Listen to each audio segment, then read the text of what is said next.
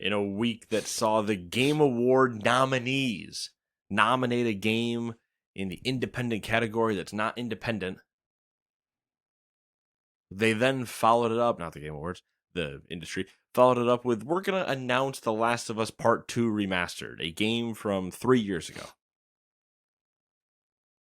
We all knew it was coming. We all knew it. We called it. Like a looming shadow in the distance. A storm approaching. For the record, I don't think we're allowed to say you called it if the bus has been in front of your face the entire time and you're going to say, well, the bus is going to arrive pretty soon. Yeah. Yeah, you probably shouldn't stand on the train tracks. You might get hit by the train known as Naughty Dog that's like, here, let's shove the same game down your throat multiple times in a row, and you idiots keep buying it. Yep. It's not a thrilling week for video game news. There is one good thing I can say about that PlayStation Sony thing. Yeah. But I'll say it then. We'll wait. We'll wait. I'll save it. Because this is the Gamers Do podcast. Damn right it is. It's your weekly roundup of news and commentary related to the video game industry and anything else that might pique our interests. Like a lot going on this week. The Race to the World first. Race to the World first. Vegas F1. Vegas F1. League of Legends World Finals. World Finals. Some TV shows coming out if you're into that whole thing. Football season. There's something else too. Black Friday. Thanksgiving. Yeah. I don't know. A lot of stuff. Lots. You know what else there's a lot of? New releases. Thank you for the segue. Let's start with number 1. Broken Roads for the PC, also known as What's in Vegas. Ho ho! You got the easy jokes. Spirit T for PC, PC, Xbox, and Switch. Number 3, Ark Survival Ascended for Xbox. Number 4, Farming Simulator 22, the Premium Edition. Premium Farming. For PC, PlayStation, Xbox. Number 5, I Have the Hiccups. Coming to you on this podcast. Number 5, Gods of the Twilight for PC. Number 6, Hogwarts Legacy made it to the Switch. And I heard it's actually not bad. Okay. I'm impressed. Number 7, Howl. PC and the Switch. Number 8, Remnant 2, The Awakened King DLC for PC, PlayStation, and Xbox. You know what? Every time I've read that, immediately I think Destiny the Taken King. Every time. Number 9, Checkmate Showdown for the PC. Number 10, Lake Seasons Greetings DLC for the PC. Whatever, it was already out on. Number 11, The Last Faith for PC, PlayStation, Xbox, and Switch. Number 12, Nailbuck's Dungeon Master for the PC. Good enough. Okay. Number 13, PlayStation Portal. If you really wanted to spend $200 for a small screen, you can. I just can't comprehend how you can justify the PlayStation Portal when you can get a Steam Deck for like $350. What if, Matt, I wanted to buy a PlayStation Portal and The Last of Us Part 2 Remastered? Number 14, Teardown for PS5 and Xbox. And the Time Campers DLC. You remember Teardown? No. It's like the brick, every individual like pixel one. It's got the cool physics, driving through the wall, doing like the heist, like shoot down walls, and you don't remember this. I do not. If you saw it immediately, you'd be like, that makes a lot of sense. Okay, I'll Google it. Like breaking down walls because you like plan out the trailer or demo that we always saw was that they would plan out a heist by blowing out walls, doing whatever, and then they would execute said heist. It's all like Minecraft-y when I say bit style. Yeah, okay. Yep. I remember that title screen thing. Number 16, Assassin's Creed Nexus VR for the Quest 2. Number 17, Es Libra Revision for the Switch. Number 18, Dredge, the Pale Reach DLC. Number 19, Flashback 2 for the PC, PlayStation, and Xbox. Number 20, Jagged Alliance 3 for the PlayStation and Xbox. Number 21, the Kinderman Remedy? Kinderman, I like that. Kinderman Remedy for PC. Number 22, Lottlenaut for the PC. Number 23, Power Wash Simulator Back to the Future DLC. Think you washed the DeLorean or the clock tower? You better fucking believe you do. And if you don't, why did you call it this DLC? Number 24, Tobor for PC. Number 25, Naruto X Boruto Ultimate Ninja Storm Connections for the PC, PlayStation, Xbox, and Switch. So much bullshit. Number 26, Persona 5 Tactica for the PC, Xbox. Number 27, Super Mario RPG for the Switch. Number 28, The Walking Dead Destinies for PC, PlayStation, Xbox, and Switch. And number 29, Warhammer Age of Sigmar Realms of Ruin for the PC, PlayStation, and Xbox for the Emperor. Damn, a lot of subtitles there. Gonna have to deal with the throat phlegm. You got it going on. I do. I had a very interesting week. So Of throat phlegm? there was throat phlegm. Okay. There was sinus pressure. There was Canada. Huh? There was company meetings. It was a whole slew of things this week, and it was a great week for me to be sick. Because, of course, you still have to attend all of those. Oh, yeah, baby. I'm so sorry because I'm not editing any of this. Yeah, you're dealing with it. This is live, baby. Not live, but, you know. Raw. It's live for me. I'm in raw like my throat. I might do number one. Raw like my butthole, too. From all the Mexican and Brazilian food or whatever. Yeah, the fuck you've had a Latin weekend so far. Yeah. Yeah, you can have odds because I read a lot of games. Yeah. All right. You know, Persona developer Atlas will raise the average annual salary of its employees by 15% in April 2024. The developer will also be paying performance bonuses based on the profit it's generated globally. Insider Gaming reported that the success of projects including the Persona and this one wrecks my tongue for some reason. Shimigami Tensei franchises is what led Atlas to reconsider its salaries. The company said it wanted to, quote, create a comfortable working environment for each and every employee, end quote, and that it was, quote, investing in various personnel measures, including reforms to its personnel system, end quote. Rare occasion of a company investing into its workforce. It's a double-edged investing into your workforce and also becoming a more attractive company for better candidates. Yeah. I'm sure that there's also some conversations and some investigation that was done that they were like, you know, if we just increased our wages, we could probably get away with not having people unionize. There's definitely going to be, if we do everything of the, you know, look at the back of the hand that's slapping you type of thing, then it's like, hey, here's a lot of money. And here's all the things we're going to try to hush over by giving you a lot more money. A perfect example of this is, if you're in this sort of thing, is there was recently a labor agreement contract signed by the auto workers union. And after that happened, all the companies that don't participate in auto unions, Hyundai, Honda, Toyota, what other big ones am I forgetting? Kia's included in with Hyundai. I don't know which ones participate or not, so I can just name things. But all of those that aren't participating, raised all of their salaries to match the pseudo participation. Yes, because they're like, all right, we'll just do the bare minimum so that we don't have our workers unionize, which is fine because like that's kind of the point of unions. So, you know, there you go. Yeah, that's the market, I guess, working. I guess. I don't know. I'm not smart. Is it working or is it just kind of working? I think it's how it's supposed to work, but you know, we're still probably behind a few generations as far as what is fair. True. All right. Let's go to number 2, and NetEase has added yet another studio to its development roster with Worlds Untold, a new studio led by former BioWare developer Mac Walters. While the studio is headquartered in Vancouver, Worlds Untold is billed as a fully remote studio and it will work on, quote, AAA action-adventure games with an emphasis on narrative and world building, end quote.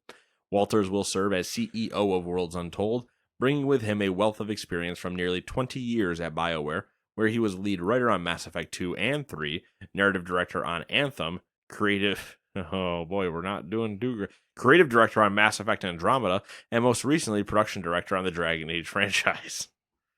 You started out okay, Mass Effect 2. Yeah. And then it went downhill from there. Yep.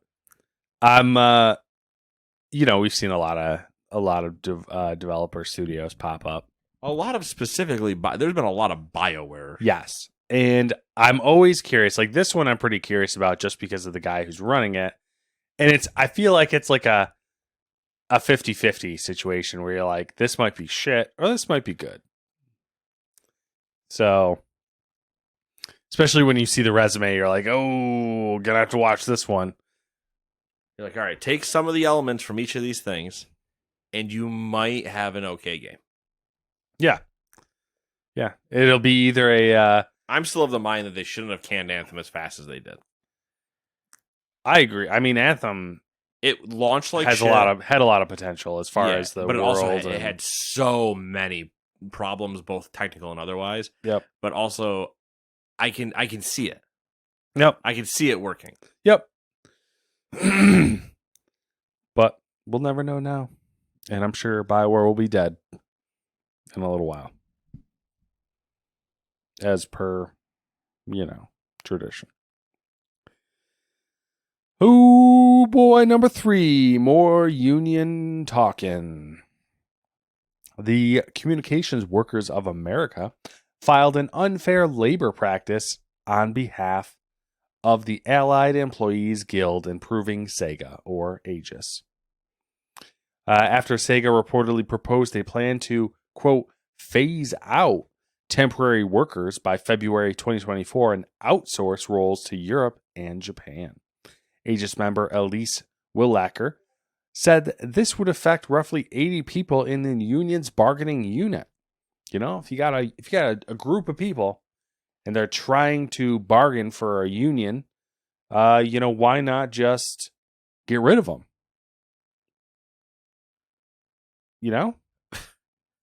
Big brain move right there. Earlier this year, Sega of America employees. I just love that. No. You're fired.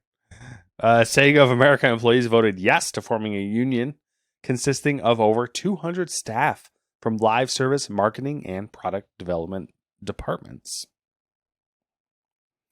It's an interesting one, especially considering that Sega is making this big push recently.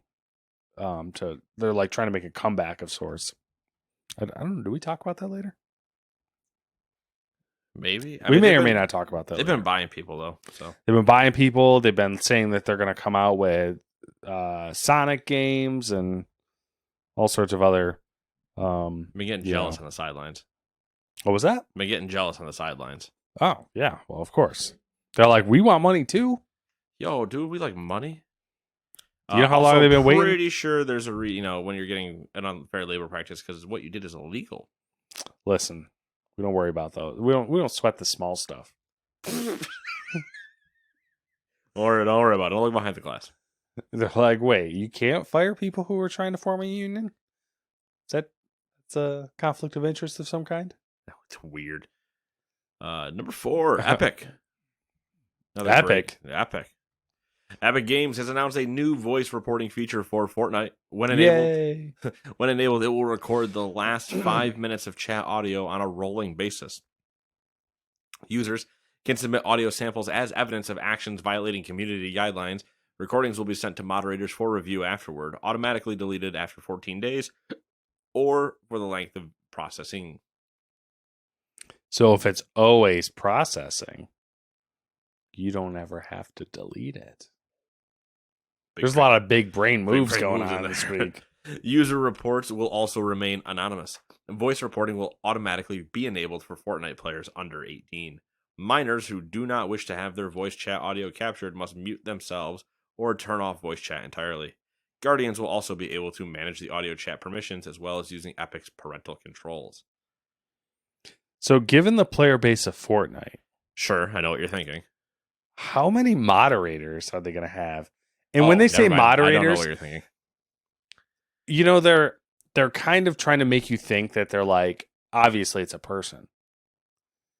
But as a moderator, are they going to consider a moderator like a like, oh, it's a AI on the server that's going to just scrub through this? It might have a little bit of both. I wouldn't be surprised if like it tries to do a text to speech or a speech to text like translation, And just then looks for scans it for keywords. buzzwords, and Yeah. then depending on what it finds, passes it off to a human to evaluate. That might be the case. It is also hysterical, because voice chat is just terrible anyway. Yeah, I'm I'm one of those people It's who, the when I funny play thing- online, like the first thing I do is mute everyone. Oh, I so. absolutely. I'm like, I don't want to listen to any of you. If I wanted to listen to you, you'd be in the Discord call I'm in right now. But that being said, automatically enabled for Fortnite players under 18. I have a feeling there's a large contingent that is under 18 that either one lies about being above 18 or two is some of the worst offenders. Yeah. I also suspect there'll be some sort of legal pushback on that because, like, I don't know, like it seems like there would be a legality issue with just automatically recording people who are minors. Oh, for sure. Yeah. But I don't know. I'm not a lawyer. I just pretend to be one sometimes. I just pretend to be one on the internet. Exactly. All right, number 5. We're gonna blow through this now that I'm thinking about it, but that's fine. No, we're not. Well, actually, yeah. You know what? I'm okay with that. Remedy has changed its previously free-to-play multiplayer title into a paid game. Remedy explained that discussions with its publishing partner Tencent had led to the decision, which will also see the title's code name change from Vanguard to Kestrel. Quote, due to uncertainties in creating a successful game to the rapidly changing free-to-play market and associated risks, the parties have discussed a new direction for the game project, end quote. Remedy also revealed that the game has, quote, reached the end of its proof of concept phase and due to this evaluation. So I meant to say. I also saw another article that said that the game was being rebooted. Essentially, yeah, that's what I saw. Yeah. But Remedy making a lot of games. They are. I mean, this is kind of one of those. I enjoyed reading this because it's like, okay, people are noticing that the free-to-play market might not be like the best move anymore. Right. So, and at least it hasn't been unless you want to be a leech. Yeah, and I'm assuming Remedy probably was like, you know what, we have good luck with making traditional games right now, so why don't we just stick with that? Yeah. And Tencent's like, you know what, we crunch the numbers, and if we do a paid game, we're guaranteed to make this amount of money. If we do a live service game, we might only make this amount of money, but we might make this bigger number. So they're like, well, let's just play it safe because we like money. We like money. And we don't care who knows. Yeah. We like it when we can tell the people who gave us money how much money we're going to make them. And we're right on the money. You know what it's all about? Money. The money. Oh, God.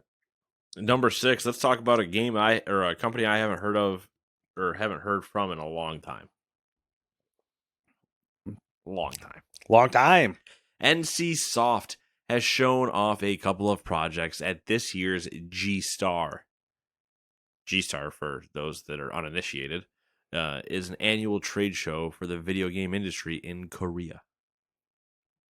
Big time.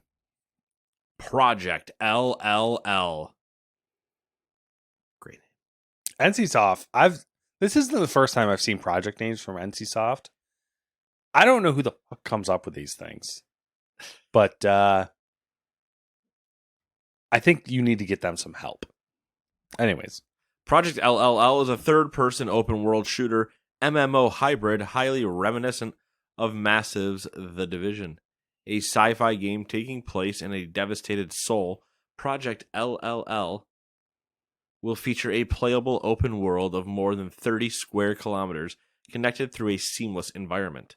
In the new gameplay trailer, we see the player character engaging various monstrous creatures, maybe transformed humans, with a variety of weaponry. The player character is also shown riding vehicles like a jeep, helicopter, as well as entering a mech. Last year, NCSoft said Project LLL would launch in 2024 for PC and consoles. Yeah. I meant to watch these trailers, but I never got around to it.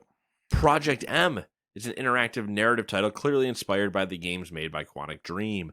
However, the new gameplay video shows actual crosshair, I think it's meant to say an actual crosshair. suggesting that there will be free-form action instead of just quick-time events. Powered by Unreal Engine 5, Project M will utilize Lumen, Nanite, and MetaHuman to push the visuals. It is being made for PC and consoles, although there's no launch date yet. And oh my God, he's dying. It was a good run. NCSoft also brought new trailers for the MMORTS Project G and collectible RPG Project BSS. G Unit. No, that was the name of the show they were at. Oh shit. An MMORTS. What does it even mean? I don't know. I devoted about 30 seconds to try to imagine what that would be. And then I just said, why am I even trying to do this? Is it just like Total War? But MMO? So like everybody's a massively multiplayer online real-time strategy. Eve? I think you'd need units of some kind. Well, Eve, you're your ship. Yeah. So maybe like almost like I'm kind of imagining like those like open world survival games like Rust, but instead of like being an individual person, you have like a town. I'm thinking like Civ or Clash of Clans. Yeah. Clash of Clans, but an MMO. Yeah. Where your base is full of a bunch of warriors that you can send out 10 at a time to go attack whatever. Yeah. There you go. Boom, you nailed it. That's what it is. And it's always online. Yeah, so how's that work? You just get fucked when you're offline? 100%. The way all of those games work when you go offline. Rust, you get raided and die. Lose all your stuff. Rape and pillage. Terrible. I'm not acknowledging you. Terrible, just terrible. All right, I'm Charles. like just what are you doing? Sticky. It's probably the fucking ice cream. Sticky. Next up we got the old Game Award nominations. You got the link running? I do got the link up. Okay. I got it up. This iPad actually works, which is holy shit. I know. Don't fucking breathe too hard. It's gonna break again. I'll cough as well. What do you want? What are we doing? Top to the bottom? You want to start with the game of the year? You want to end with the game of the year? I want to end with the game of the year. All right. I'm not gonna. I'll try to breeze through it and skip over. You want to do esport event? No. Yeah, give me. Let's do that. Give me the title of the category, and I'll tell you whether or not I give a shit. Okay. Esports event. No. Esports coach. No. Esports team. No. Esports athlete. No. Esports game. Yes. Counter-Strike 2. Dota Okay. 2. Okay. League of Legends. PUBG Mobile. Valorant. Okay. Strong feelings on any of those. Not necessarily anything strong. I think Valorant will probably have a big one. CS:GO 2 is gonna have, or CS2 is gonna have its own hype moment. So yeah. And League's been pretty good, but Dota's also a killer. So I mean, there's 4 clear contenders, I think. But and PUBG Mobile's been big in everywhere other than the US. So right, and well, yeah. Content creator of the year. Me. Nailed it. Gamers 2 podcast. Most anticipated game. I'm curious what they listed. So I only saw some of these. Mm-hmm. I didn't dig through the entire tweets from the Game Awards channel. or watch that weird video, or the fact that apparently they're in Fortnite. Apparently, you can vote for the Game Awards inside of Fortnite. You know 100% more than I do. Keely's in Fortnite. Yeah. Just let that sink in. So my issue with Jeff Keighley is like he's on this high horse about trying to like, you know, create the Game Awards and create exposure for, you know, video game industry and all that good stuff. But he's creating a brand that's focused around him. So when he's not around, what it just deflates. Like you should be trying to create something that stands out, but like outside of you. Right. It shouldn't be. It shouldn't be about you. I mean, he's lucky that he didn't name it Jeff Keighley's Game Awards. Yeah, because that we are so close to that though. Like, oh yeah. Anyways, most anticipated games: Tekken 8, Star Wars Outlaws, Like a Dragon: Infinite Wealth, Hades 2, Final Fantasy VII Rebirth. My guess is Final Fantasy VII is going to win. I mean, because I don't know why, but the type of people that votes on the Game Awards, it gets a serious hard-on for Final Fantasy VII. True. You're not wrong. And then if they don't win, it's going to be Star Wars. Hades might do it. That's true. Hades might, because that wasn't that Game of the Year. Hades 1 wasn't. Yeah, and it was really good. Yeah. So there's a few. I'd be sad if Final Fantasy won. I'd be sad. I would be too. But it's a future award for a game that doesn't exist technically, so who gives a shit? I think of the list, the most likely to actually be a genuinely good game is going to be Hades 2 or Like a Dragon. Oh, agreed. Yeah. I agree those two games, even not just in terms of be a good game, are going to be better than the rest of that list. Yeah. Best multiplayer presented by Discord. Sure.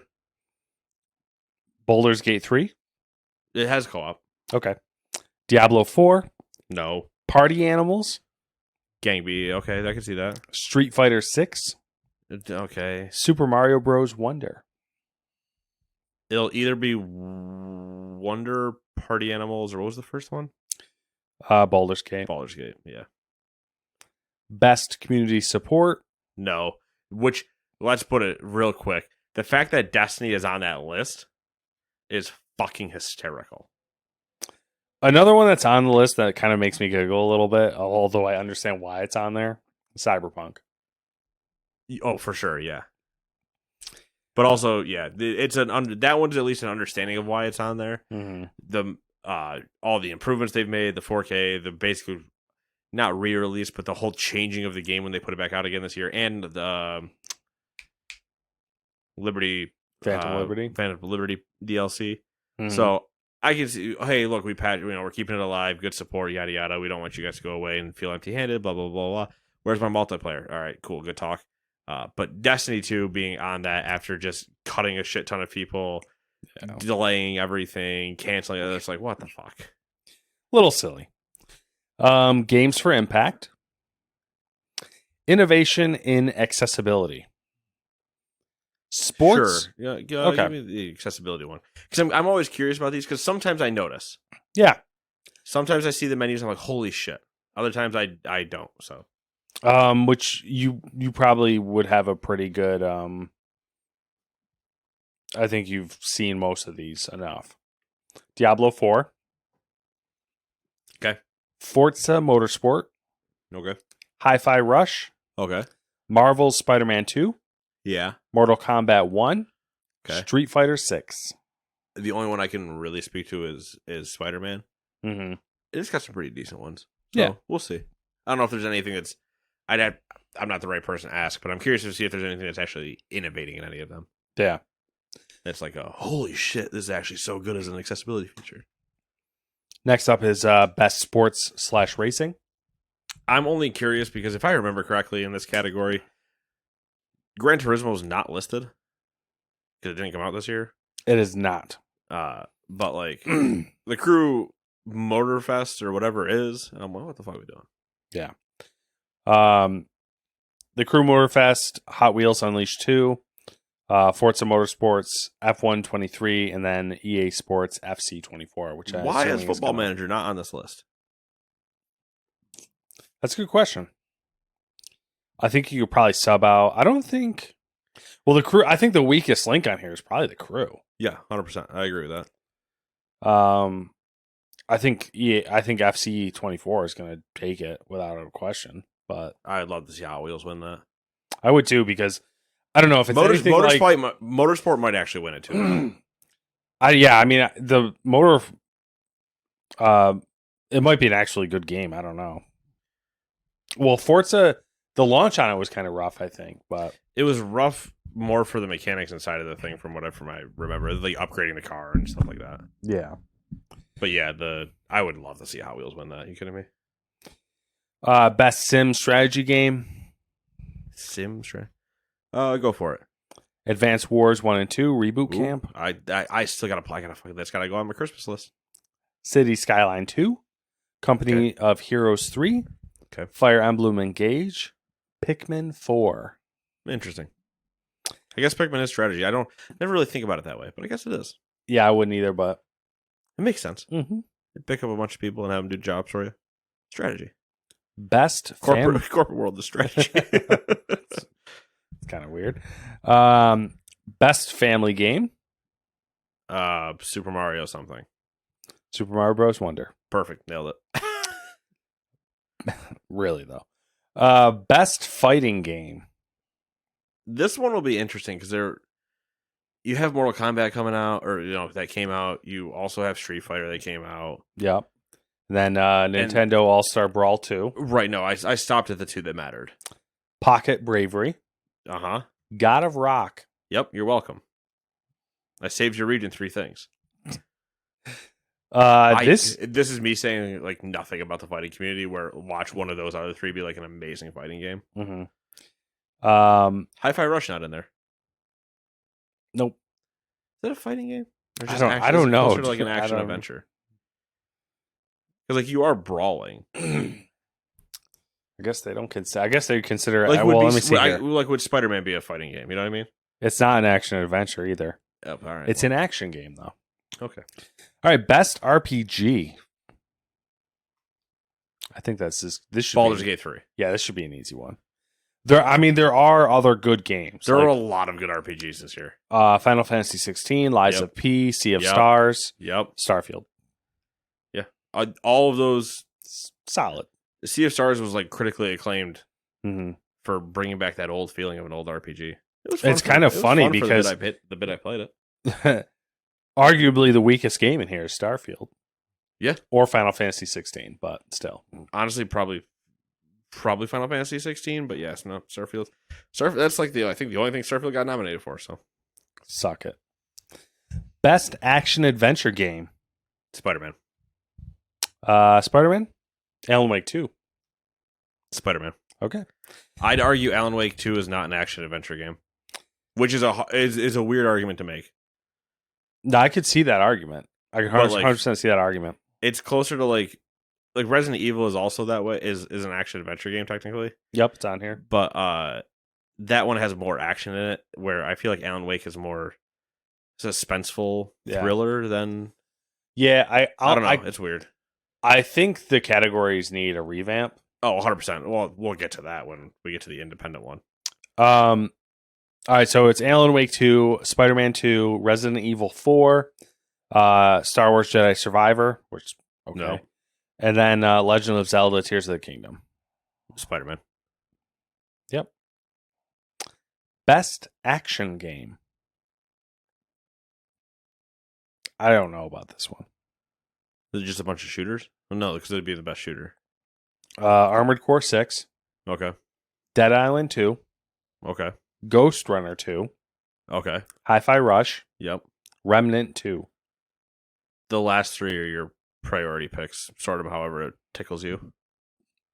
Okay. Probably. I don't know. Dead Island was fun for an action game, but Ghost Runner 2 is definitely going to be up there. Okay. Best VR AR game. I couldn't even tell you one that came out. And I've read about 6 of them this year. I mean, I think the one that would take it is the one that you were not thinking of, which is Gran Turismo 7. Yep. Which is wild that why is it in here but not in racing? Probably because specifically the VR got patched in after. Is my guess. Okay.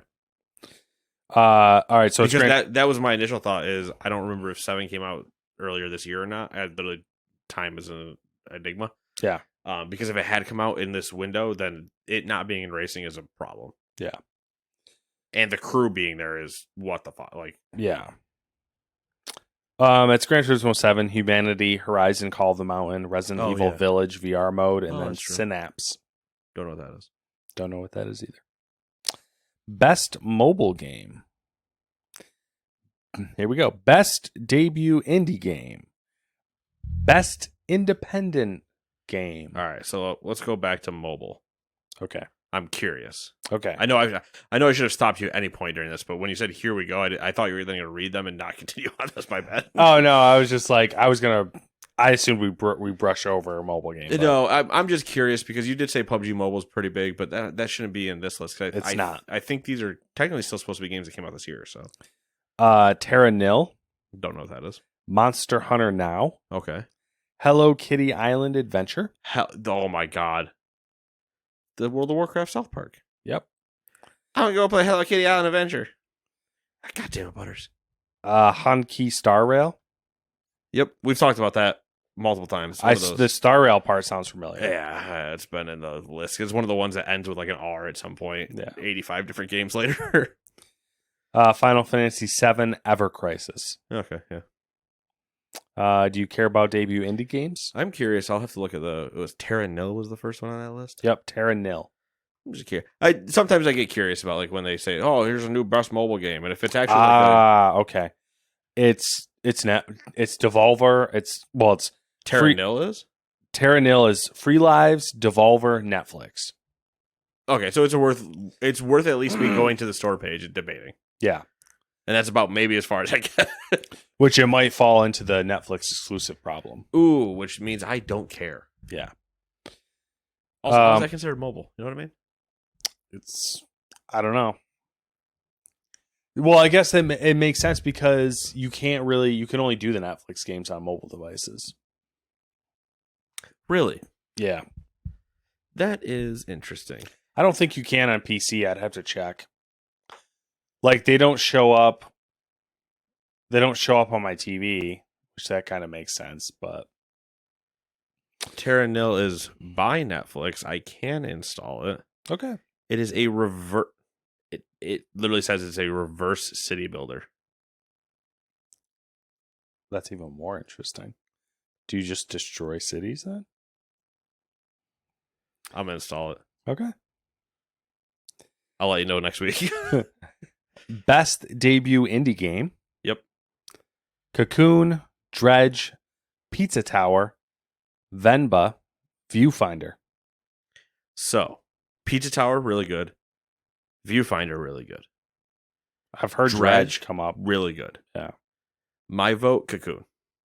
Bam. Because I really enjoyed it. Damn. It was a good, I think I was maybe 5 to 6 hours of just puzzle solving. And I was like, you know what? I feel happy after that. It was my journey. Yeah. Those are good ones. It was such a good palate cleanse. Pizza Tower. Made by Tour de Pizza. Well, of course it is. Who else would make that game? Best independent game. Here's the problem. Cocoon. Dave the Diver. Dredge. Sea of Stars. Viewfinder. So, my vote is Cocoon again. Okay. One of these is not like the others. Yeah, literally, I think the difference from the other category is what? Dave the Diver for... isn't everything's the same, isn't it? Except for Dave the Diver. Dave the Diver. Here's the problem with Dave the Diver. They're not an independent studio. They're owned by Nexon. What if they accidentally swapped the categories and then didn't fix it, and they were like, well, we're just gonna run with it. But even then, it's not independent. It's not an indie game. Well, I guess this is the thing that's kind of weird and where they need a revamp. They have best independent game, but then they have best debut indie game. Right. I feel like that's a little redundant. Well, it is redundant. It's the same fucking games in both categories. So it's redundant in the example that it's the same games in both categories, but where it's not redundant is if I can't remember the name of the studio. Holy shit, I'm gonna blank so hard. But like, think of Stardew. If they made Stardew 2, it doesn't go into the debut category. It goes into the best indie category. Yeah, I still feel like it's redundant though. It's a debut of the studio. Yeah. It is a redundancy. I guess you could argue it's trying to get more exposure on indies. Right. I guess my problem is I think a better category would be best debut studio or something like that. Yeah. Instead of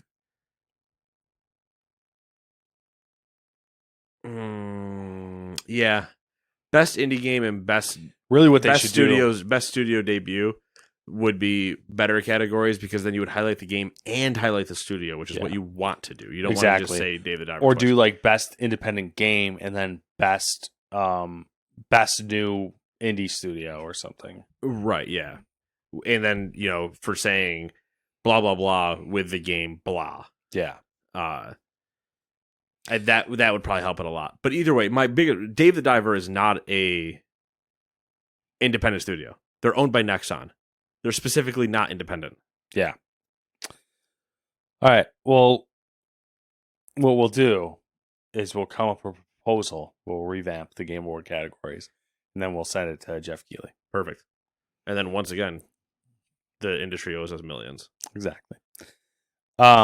Best ongoing. All right, here we go again. All right. Best ongoing game. Which I think you could almost argue that best ongoing game and best. I know what you're going to say, but no. Okay. I can argue this one harder than I can the other one. Yeah. Because this shouldn't be best ongoing game. This should basically be best live service game. Yeah.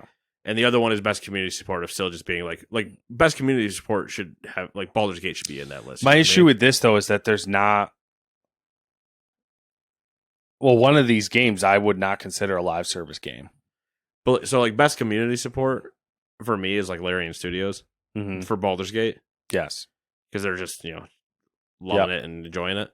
But then you get to best live service game and you're kind of like, okay, well, then you're going to run into the FIFA or FCs and the Maddens and the NBAs, the Call of Duties, the Apex. How many have I named? None of them. Fuck. Wait, did you say Apex Legends? Yeah. Okay, Apex Apex Legends. Legends. We got Apex Legends. Okay. Cyberpunk 2077. No. Yeah, see, that's my issue.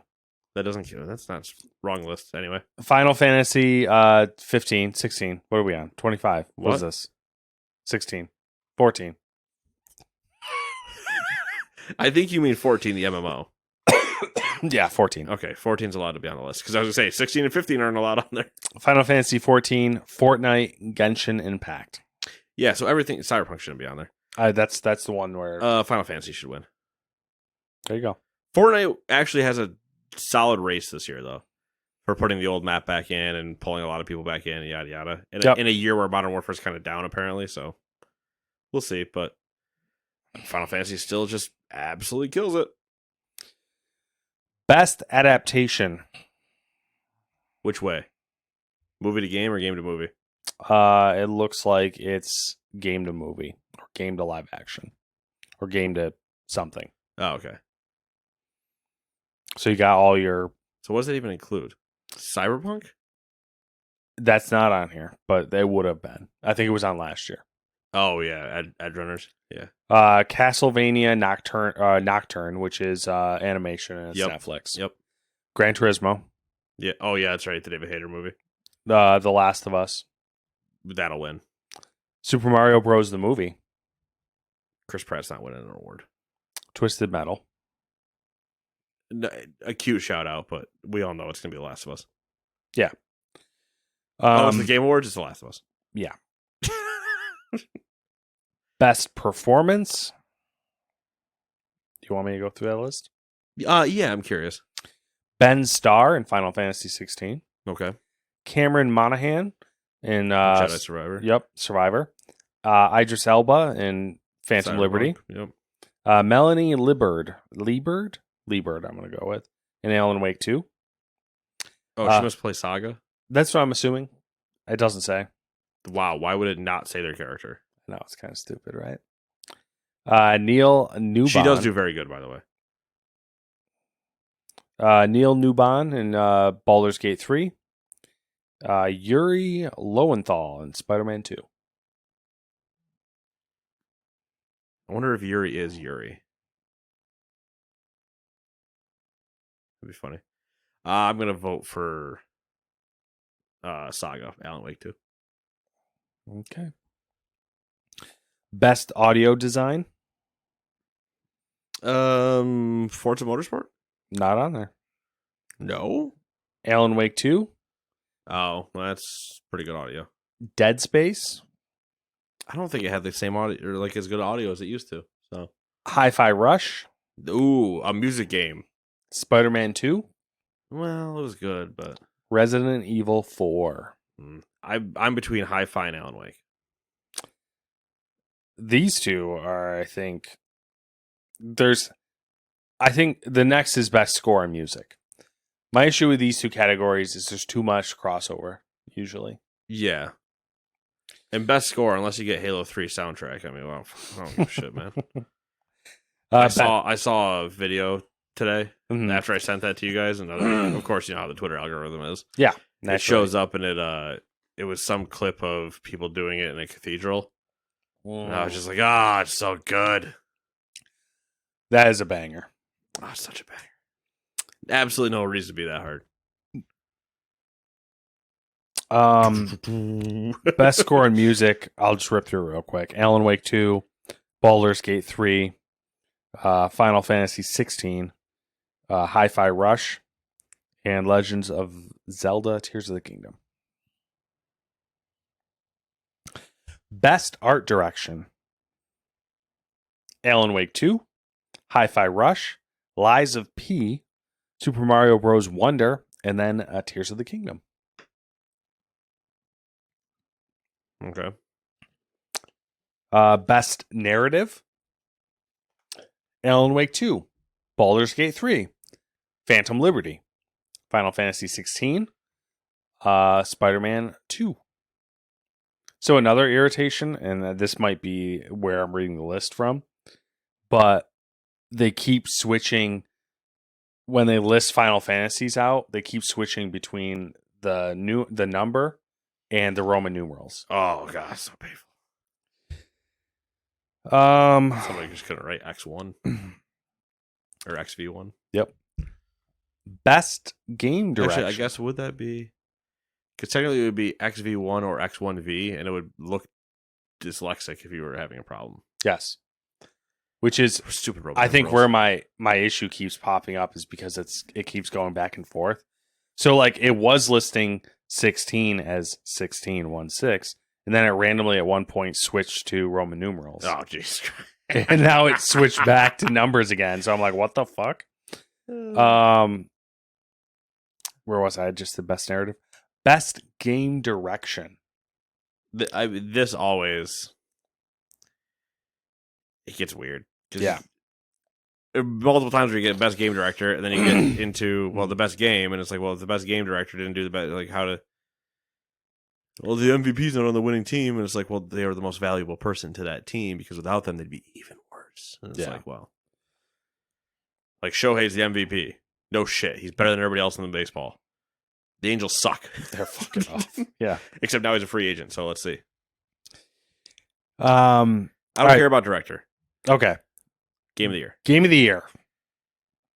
Alan Wake 2. Baldur's Gate 3. Spider-Man 2. Resident Evil 4. Super Mario Bros. Wonder. And then Legends of Zelda Tears of the Kingdom. It's a pretty good list. The list is good. I think I think there is a clear winner. Okay. I also think this is all right. So let me preface this by saying I didn't play any of these games. I didn't play a fucking game this year. But from like context clues and like, following media and stuff and talking to people that have played the games, I think there's a clear cut winner. I'm not saying that's right. I'm just saying that's what I think. Okay. And I also think that they're all strong candidates. I mean, I think maybe Wonder has probably the least shot. interesting. Okay. I kind of would have assumed it'd be Resident Evil 4 or even. I think true. I'll put Resident Evil 4 and Wonder on like the same level of the lesser of the group. Mm-hmm. Then Tears of the Kingdom just above that. Yes, that's what I was going to do as well. And I think Alan the big Wake, three is Spider-Man and Baldur's Gate. Yeah, And then I think Baldur's Gate wins. same. And I think my game of the year is going to be between Alan Wake and Spider-Man. That's fair. There you go. Boom. It all makes sense, which is weird. Everything you're saying just makes a lot of sense. You didn't play Baldur's Gate, right? No. Okay. No, I didn't have. I enjoyed seeing clips of it and whatever, but I've never, even Divinity Original Sin 2 that I've tried to play multiple times, I never got far enough in to like justify spending the money on Baldur's Gate to try to do it again. Yeah. They're just not, I'd have to be playing with somebody and like, I'll almost be backpacked or like handcuffed to them to get through the game because I would just, my ADHD would take over. I start playing something else. Yeah. I mean, it's a pretty beefy game. Yeah.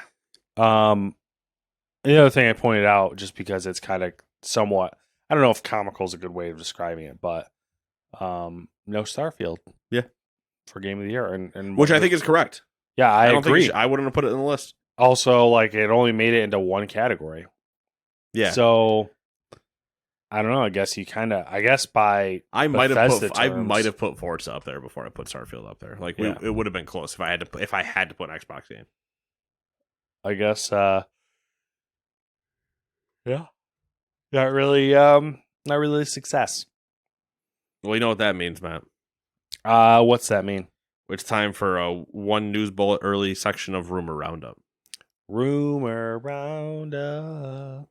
I threw you through a loop because normally I put Rumor Roundup at the end. I know. I didn't. That's why I scrolled down. Because there's conflicting things. There's conflicting trends with the podcast.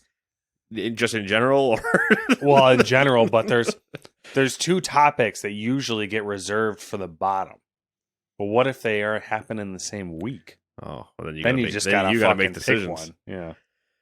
Dedicated fans have put together an early map of GTA 6 based on the leaked clips that surfaced online, which suggests that it will be triple the size of the map featured in the previous entry in this series, which is called GTA 5, for anybody that's trying to figure out how Matt's cryptic wording writes. Or GTA Online.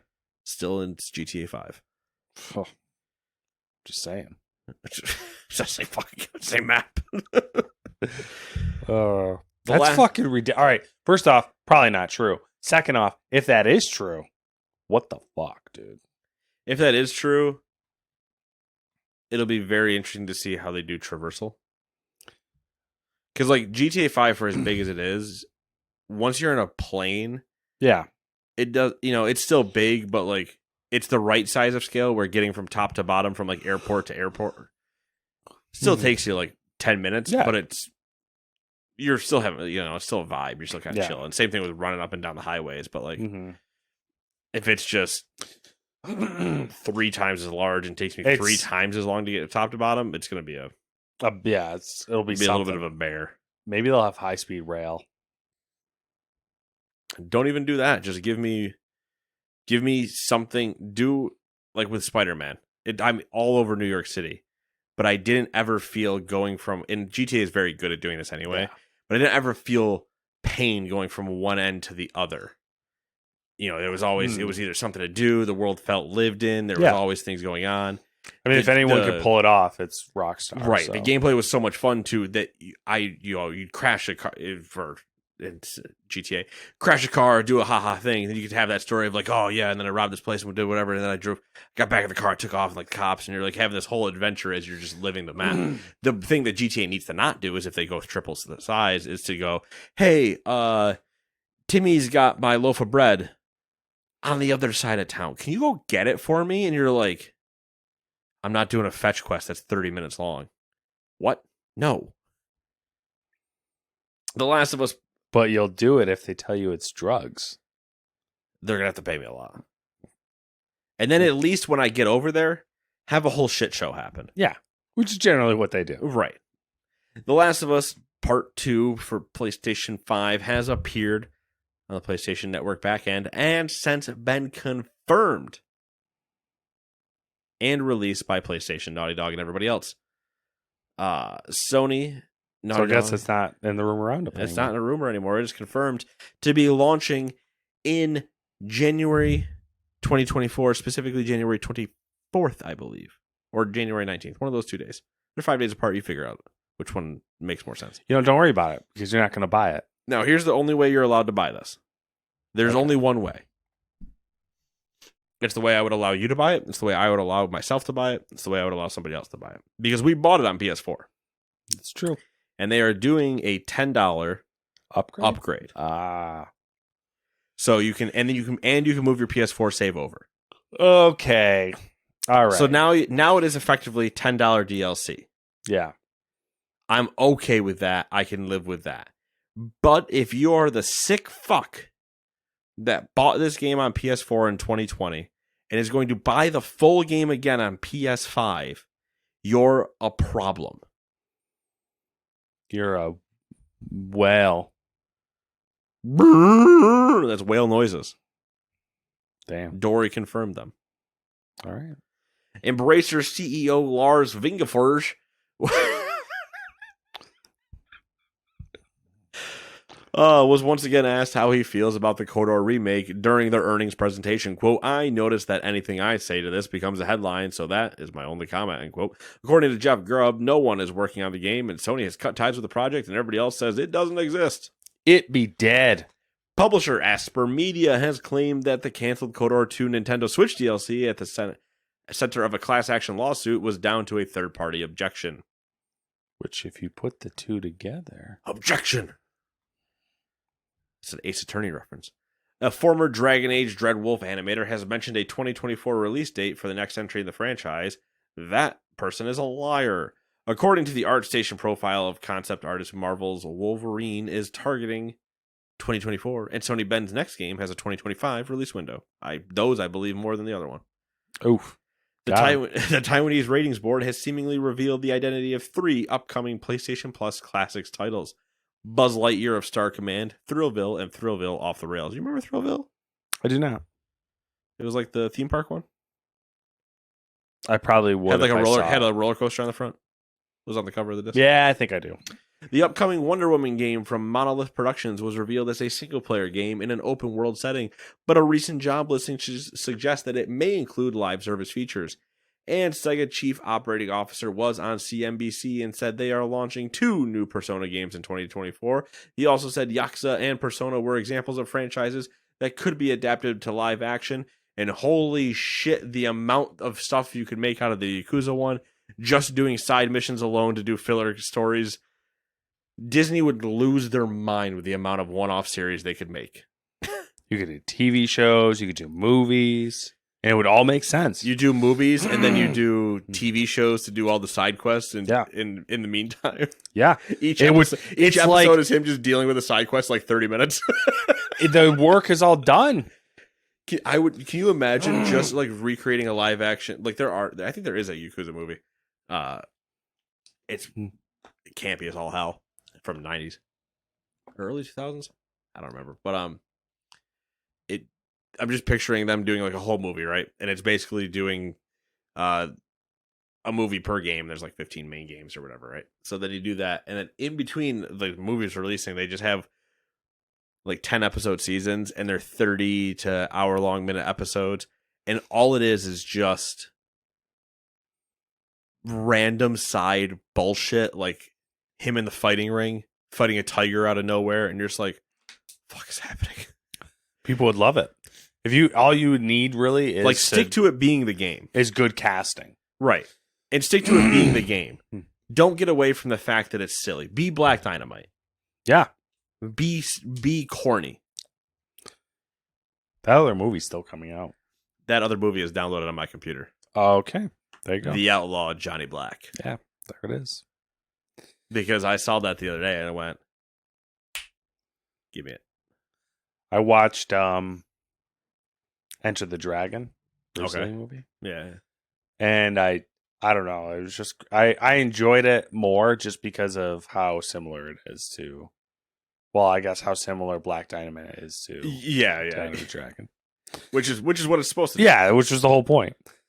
That's why I can't wait to see Outlaw Johnny Black and how campy it is compared to Westerns. Oh yeah, so much potential. All right, number 9, we got some WoW news. Woo! 10 days after the release of the Guardians of the Dream update, World of Warcraft fans were treated to a preview of the next major patch, Seeds of Renewal. I just want to be real clear. Yes. Real quick before you continue. I fucking hate this. Hey, what? I hate that they dropped the new patch and we couldn't even enjoy it before all the people that I think it's too quick now. are just data mining everything to be like, the new stuff just came out and they're like, yeah, well, the next patch you're going to be able to do this. I'm like, that's 4 months away. I don't give a shit. Yeah. I wish they delayed it for 2 months. Mm. Or at least until like. You think the idea is they drop this stuff? Well, because they start just doing work on the next thing. Like the Yeah. next thing's out. So. Do you think they do this? They release this PR stuff, though, to get ahead of the data mining? No. Okay. I think they do it just because they want to update their PTR so they can start having people get in there and test things. And once they release their PTR, they need to say something before somebody else starts just jumping in. So, like, ahead of the data mining, but more like at the same time as the data mining is going to start. Well, there is no release window yet. The developer outlined several major additions, chiefly the availability of follower AI to fill in missing characters during normal dungeons. From the PTR notes, follower dungeons are available for all 8 of the original Dragonflight dungeons on normal difficulty. Queue solo or partner up with up to 4 players in your party and queue into any follower dungeon. Once entering the dungeon, a follower NPC will join your party and fill any role that wasn't filled by one of your pre-existing party members. Rewards given will be the same to that of running normal dungeons with a full party of players. And then Seeds of Renewal also might see dragon riding extended from just Dragonflight zones to the entirety of Azeroth. I believe confirmed we'll see that. Yep. 80% speed, I've heard. Mount speed. I guess when you're in if you're in a non-Dragonflight zone, dragon riding, you will only do 80% mount speed. We'll see. We'll see. I don't know. I don't know what the fuck I'm talking about. I just reading shit. But yeah, no, they already started announcing that stuff, and I was just kind of like, cool, I don't care. Yeah. This is 4 months away. I'd prefer to enjoy the stuff I just got. Well, you can't. You have to read about all the new things. It's literally like them handing you dessert and then immediately walking out with another pie before you've even taken the slice out of the first one and being like, yep, you're going to eat this one too. And you're like, what the fuck are you doing? No! Too much of a good thing. You want to take the first 10? I'll take the last 10? Sure, that works for me. Questionable things, not full paragraphs. First full paragraph. The former boss of Forza Studio Turn 10, Alan Hartman, has been promoted to head of Xbox Game Studios. Hartman is taking over from Matt Booty, who has been promoted to the president of game content and studios.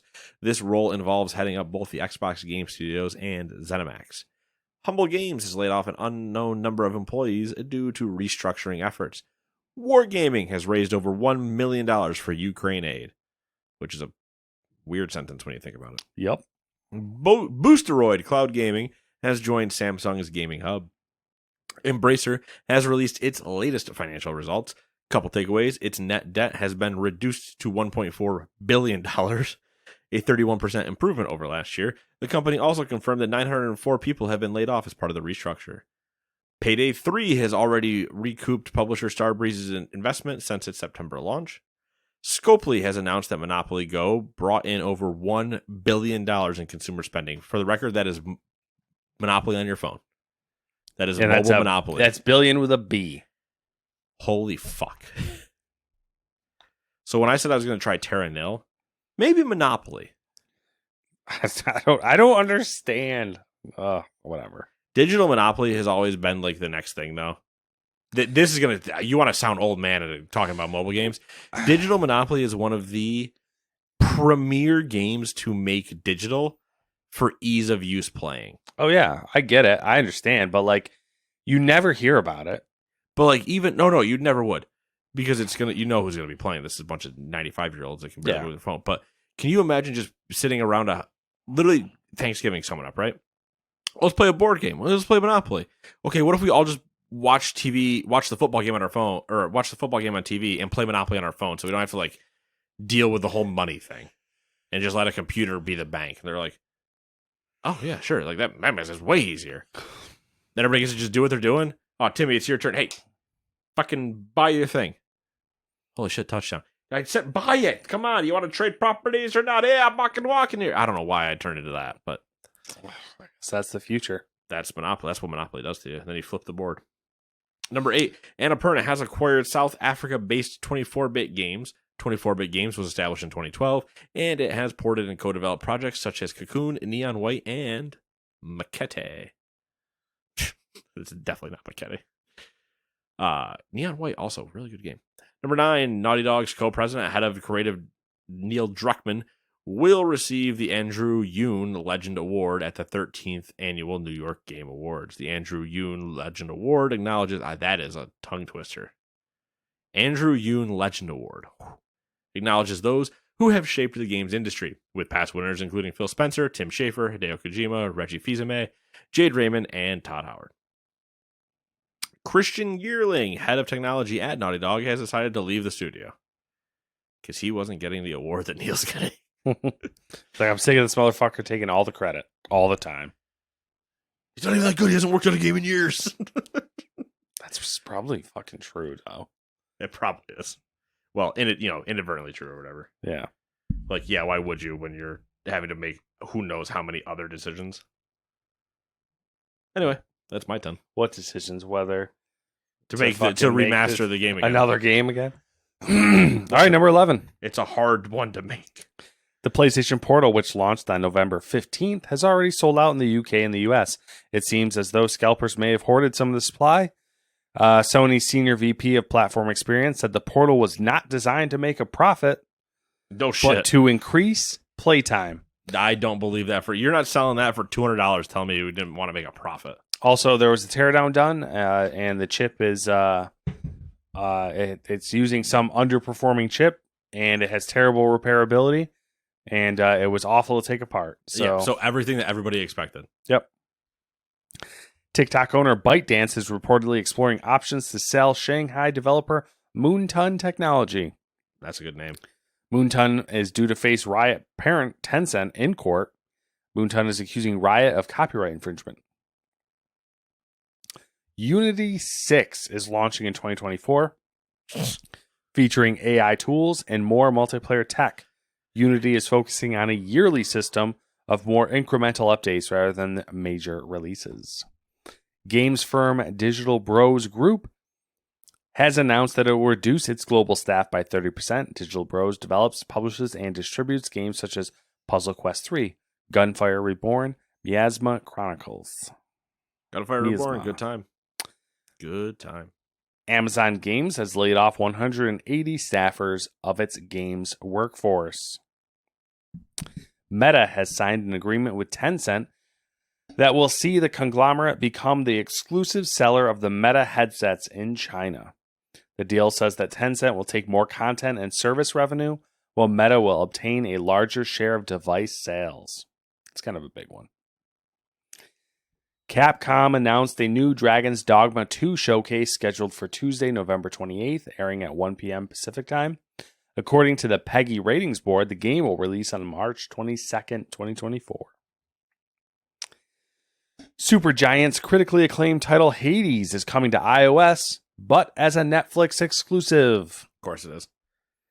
Netflix has revealed the animated The Witcher show, Sirens of the Deep, which will premiere in 2024. The animated show will see the return of video game actor Doug Cockle as the voice of Geralt of Rivia. Who the fuck is that?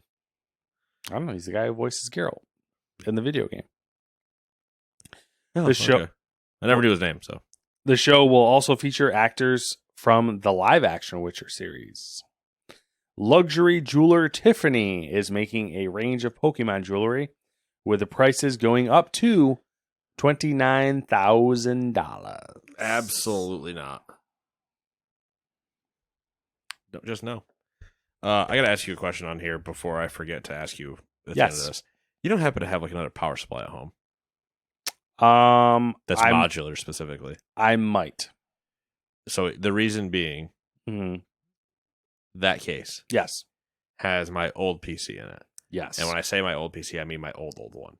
Not the one that used to be running this. Yes. The one that used to be running this before this one used to be running this before that. Yeah.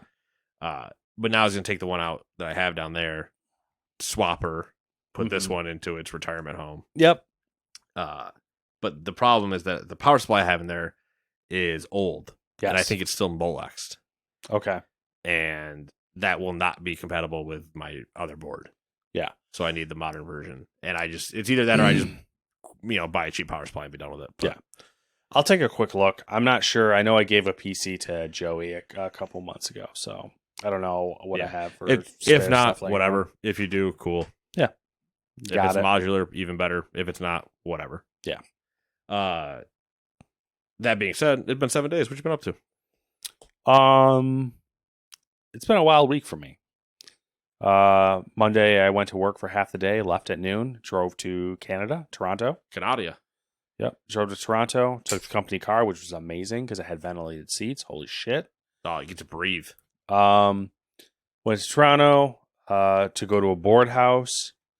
Doing big company man shit. Yeah, it was cool. Met some alarm.com people there, some PCB designers and project managers, and we did the whole let's go out to dinner, and then we went to the board house the next day and toured around and talked to people about shit for a while, and then we left Toronto at I think around 2. Got home around 7. Toronto, big city. Yeah. Big sprawl. Oh, yeah. A lot of tech companies there too. Yes, also true. A lot of Canadians there too. It is in Canada. Apparently 1/6 of Canada's population is in Toronto. I believe that. There's Did you have that moment, and obviously don't divulge company secrets, but going through those buildings and looking at things? yes. Did you have that moment where you kind of either go, why the fuck do you do that this way? Or I wish we had this, or was there ever that moment of I'm envious, or this seems way more complicated than how we do it? What the fuck are you doing? They had so this board house was interesting in that it was the US location, which is the parent company, which we met the owner and stuff. They do really small builds there. So either really small production builds or prototype runs. And then for large production runs, they do it overseas, and then they get shipped there for testing. So they had really interesting testing equipment. They had a really big machine, and basically they have the same construction as a 3D printer, where it's an XYZ situation. Yep. But there's 8 probes. Oh, so it does the so it's probing. It has the almost I was gonna say carbon fiber, but when you do carbon fiber, it's closer to a slow weave. But this one, well, it's funny you similar. say that, because the machine that they were showing us was brand new, and it had carbon fiber arms, because a big problem, because they're moving so fast now that weight's a big concern. And it was just neat to see that, because it was the company that designed it and built it and everything like that. They sell them to countries all over the world. So instead of putting pass fail, they put a happy face and a sad face. Oh, of course, yeah. Dumb stuff like that. Universal signs. Yep. There was some interesting stuff. For example, the silk screen on a board. Yeah. White, mostly what you see, which is fine. It's all done with inkjet printers, which is interesting to me, because it's just basically a commercial inkjet printer. What is even more interesting is that if you want something other than white, there's no way to like print it with modern technology. So if you're like, I want blue silk screen, they have to do it by hand the way that they did it like 25, 30 years ago. Oh, It's really interesting. What other thing? What one thing did happen was the people we were with were really interested in flex boards okay, yeah, and the combination of rigid and flex. sure. And they were asking questions and they were showing us how they pressed them together and stuff like that. And then it got to the point where they were like, well, how are you pressing flex and rigid together and then removing like and having it, because it's layered, it's all layered together and pressed. So like how are you having flex between rigid but and still, making it work? And they're like, we can't tell you that. We got to keep some secrets. Yeah. So that was like, so we did that. And then we came home on Tuesday night and I had to go and work Wednesday morning and prep for Thursday, because Thursday we had a company coming up from Dallas, Texas to look at. I've been working on a project, writing a test and building a test fixture for the past couple months for their board, and they had engineers and quality people coming up on Thursday to basically qualify our fixture and say we approve, use it in production. And then we're here on Monday, or Friday. I mean, we're here Friday, and basically my entire day of work was just like, just sitting at my computer desk being like, Just zombified. yeah. This weekend I should actually start putting the sim rig together, like the aluminum extrusion rig together. I ordered a monitor stand. That should be here in like a week. Nice. And I ordered some plates that already came in, for adapter plates for attaching things there. Yeah, attaching the wheelbase, and I need to find a seat or figure out what I'm going to do for a seat. And progress. Yeah, that's about it. What have you been up to? Not anywhere near as hectic a week as you. Took some time to play the new patch. Now the new season's out. Nice. Been doing dungeons. Just took time because I was like, I need to not be at work right now because I'm losing my mind. That's fair. I was running my mouth with them the other day of just like, oh, so what are you gonna do? I'm like, nothing. I'm gonna do literally nothing. I just need to like not be here. Yeah, just, decompress. Like essentially just decompress of. And there's nothing now. I think that's like just too stressing. But like, we're just kind of reaching that point where I'm like, I can feel my angst showing up and like wanting to snap, and I'm like, nope, just don't be here for a bit. You'll be okay. And doing it, going into this, and then coming in next week, only having 3 days because we, then holidays, so I'm gone again and whatever. It's like, okay, good, that'll be a good reset. Yeah, because I was like, man, if I could take a month off, I would, and just disappear. But I also know that if I take that month off, there's always that thought in the back of your head that's going, I know shit's not getting done. I know I'm going to walk into it in a month. Yeah. So it's a little bit of like, there's also a part where, depending on what the weather is and everything coming into the winter, is like, there's going to be times where I might just work at home. And that alone will probably save my sanity some, of just like, I can still do everything I'm doing, but just not, be there. Mm-hmm. So yeah, I've been enjoying playing the new season.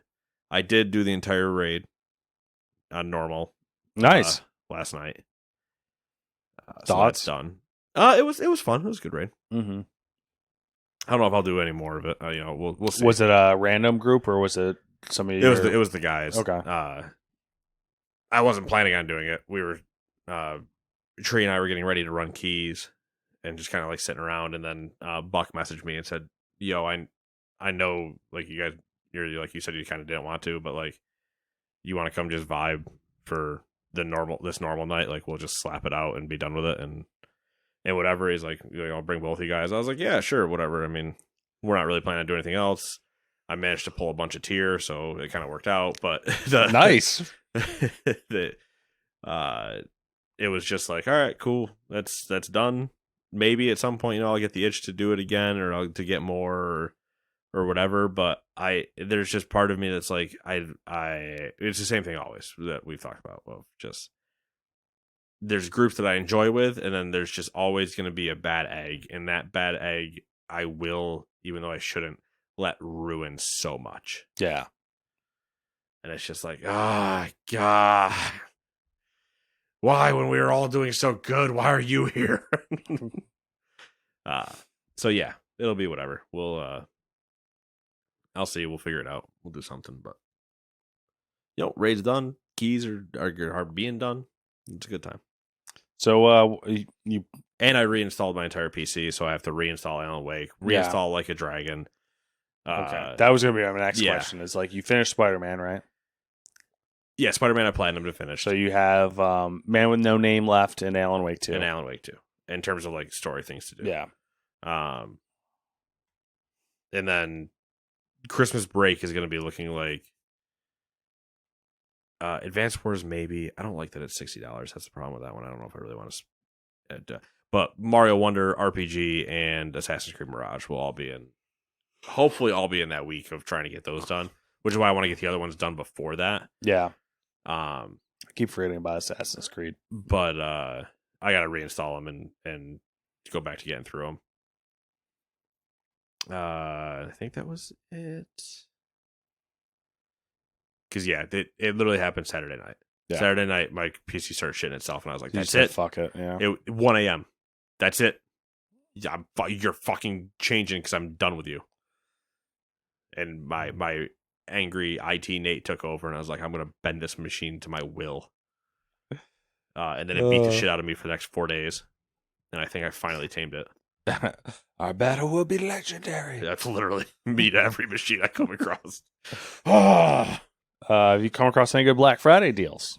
The only one that I decided to spring on so far, because it's the cheapest they've ever been, and I said I've always had two, so I might as well just get a second one. As I did buy a second DualSense for the PC or for the PlayStation. Mm-hmm. Bought the all black one. Classy. Almost bought the blue one. Almost. But yeah, so that's downstairs. I do have that. And it's mainly I've never needed two controllers for a while now. Mm-hmm. But it's more of quality just of life. It's a quality of life. No, I don't ever usually have to worry about swapping between controllers like this one died, might as well grab another one and keep going. Yeah. No, normally, because I'm playing so many games, it's like, okay, good, that one died. I will charge this and go play another game while I'm... You don't have to explain to me. I bought two controllers right away. But also, you use yours like a media console. Theoretically, but... Or, like, I know that used to be a thing of, like, that's why your controllers would always die. But I don't. So it was like, I never ran into the need to do it. Like, that was the same thing. My guy at work's like, I always buy two right off the rip. Yeah. Because he's like, if I'm playing a game and one dies, I just grab the other one and keep going. And I'm like, I just charge it. I don't... but I'm doing all these other things. So it's... there's that. That's the only one. I've seen a couple other deals that I just like. Nothing's really been like. I mean, we're still just starting. Yeah, I haven't looked at anybody's ads. Like, I haven't looked at Target's Black Friday ad, Best Buy's Black Friday ad. Like, I haven't done any of that stuff. Of like, is there anything I should at least just order? Like, is Pyrex a really good Pyrex deal going to be $10 for a good set? Spoiler alert: that's one of the best Black Friday deals you can buy. Straight up.